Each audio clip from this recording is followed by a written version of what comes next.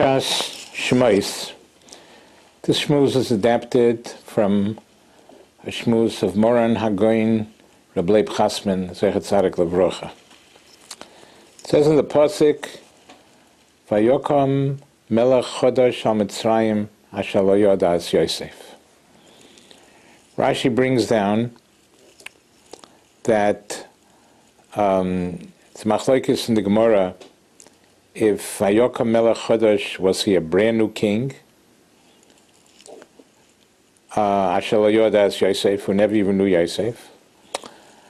And the other man, the Omar, holds that it's not a brand new king, because it should have said Vayomos, he died, Vayimlech Achat Tachtav. It should have said he died and another king reigned in his place. But since it doesn't say that, it implies that he wasn't a Melech Chodosh really. He wasn't a brand new king. Ella, he had new policies. Shenischachu Gezeirosav. He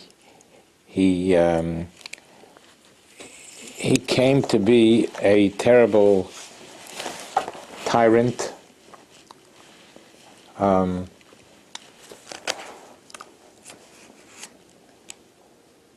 This old king turned into a vicious, cruel tyrant. Asher Lo Yoda As Yosef, and he was a king as if he never even knew Yosef. He did know him. It's the same Yosef. He did know him. It was the same king, but he just had an about face, and he became cruel, a cruel tyrant, ruthless. And what we'd like to do is to make a little study into him. Who was this Parai? Who was he really? Was he a fool? Was he smart? Was he brilliant? And we can see, perhaps, that he was really a brilliant person who had tremendous midas tovos. He had midas tovos, and he was very smart. Because it says in the Pasuk, that after he heard the interpretation, Yosef's interpretation of his dreams, Vayomer Parei Al Avodav, this is in Parshas Miketz in Bereshis. Vayomer Ma Parei Al Avodav, Parei said to his servants, Hanimtzu Kazeh Ish Asher Ruach Elokim Boi. He recognized, can we find any other person like Yosef who had the Spirit of God within him? You can't be a simple person to be able to recognize Hakoras Ha'emes, to recognize the truth. And he said, Atoti al Beisi, you're going to rule over my house. Vayosa Parei as Tabate me'el Yodoi. Parei took off his signet ring from his hand, and he put it on the hand of Yosef. Vayarkev Oisai b'merkeves HaMishnah, and he made him ride at the second chariot. So we see from here that we see that, first of all, and the question is, why did he do all this, Parei?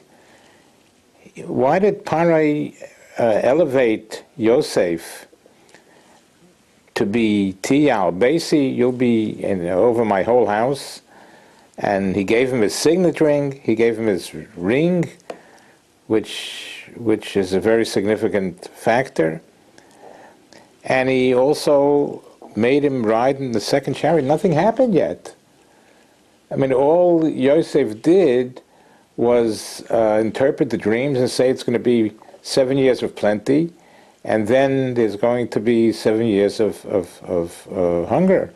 But nothing happened. All Yosef did was tell him his interpretation of the dreams, and immediately Parei recognized greatness in him. He has the Spirit of God, and and he gave him his ring, and he gave him his, he elevated him to the Merkevas HaMishnah, to the second chariot. Nothing happened yet. The answer is that even though nothing happened yet, but he was able to understand, recognize that Yosef was speaking the truth. For that, you have to be a smart man. He was able to see right through the interpretation that Yosef was making, and he saw that it's true. So we see from here, he was very smart. We see from here, he had the humility. He was able to give away everything he had, almost everything. Rak hakisei egdal mimeka, only my throne will be greater than you. But he was able to, he had humility, he gave over everything to Yosef. He put Yosef in the Merkevas HaMishnah, in the second chariot after him.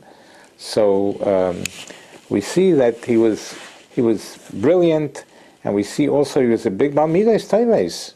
And even more, we could see his Midos, because Chazal tell us in the Medrash Rabbah, and in the Medrash Tanchuma, that the people of Mitzrayim came to Parai, and they said, they came to Parai, and they said, let's go and harm the Jews. We have to harm the Jews. And Parai said, what? How could we harm the Jews? Do you know what we owe them? We owe them our very lives. Do you know, if not for Yosef, we wouldn't be alive today? And he fought with them. He disagreed with them.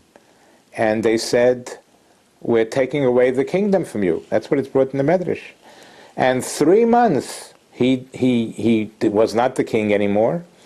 And he fought them. He says, how could you lack hakaras hatoiv? How could you lack appreciation to a Yosef and his people who did so much to help us? So we see he had brilliance, he had humility, he had hakaras hatoiv. He was a wonderful person. And what happened? After 3 months, he couldn't take it anymore. He couldn't withstand the test. And he said, okay, give me back my kingdom, and I'll do whatever you want. You want to harm the Jews, you can harm the Jews. So he couldn't withhold the test, but the revelation is that he was able to go to fight them even for 3 months. They stripped him of his kingdom. So he had brilliance, he had humility, he had hakaras hatoiv. And what happened to this wonderful human being? That he turned into a vicious tyrant,